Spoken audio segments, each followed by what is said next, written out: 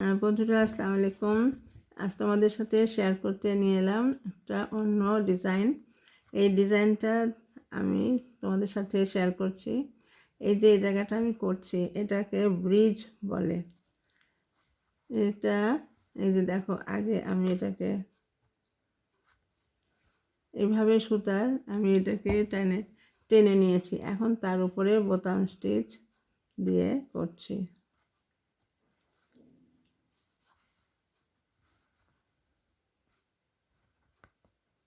এই যে দেখো,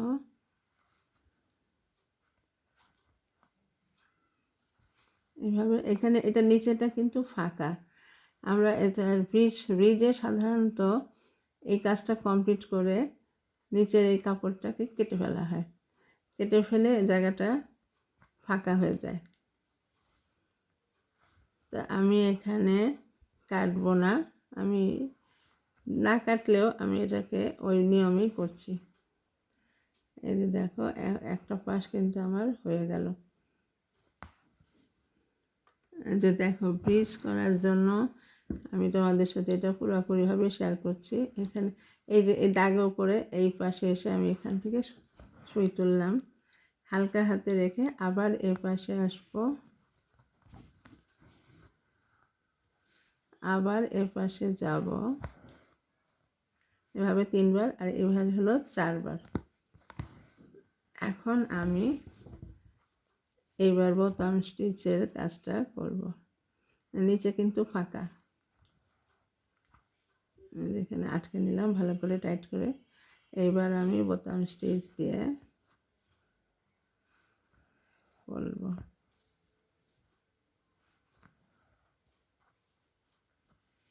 এই ডিজাইনটা সাধারণত সোফা ব্যাগে করলে খুব সুন্দর দেখা যাবে। সোফা ব্যাগ অথবা বিছানার চাদরের যে ঝুল, যেটা ঝুলে থাকে চাদরের পাশে কর্নারে, সেই সব এলাকায় করলে খুব সুন্দর দেখা যাবে।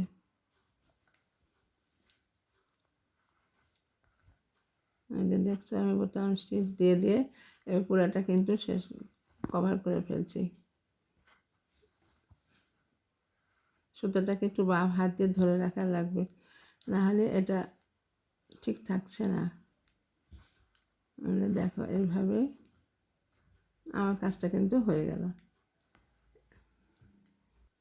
এখন দেখো যে ব্রিজ সবগুলো কিন্তু হয়ে গেছে। এখন আমি এই যে এই এই মাথা আর এই মাথাটাকে আবার ডাল ফুট দিয়ে সুন্দর করে ঢেকে দেবো।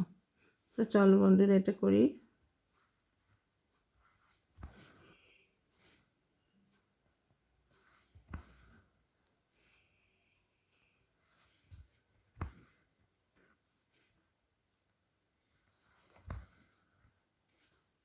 এখন আমি এটাকে ডাল ফোল্ড দিয়ে করে দিচ্ছি, ওই রঙের সুতা দিয়েই।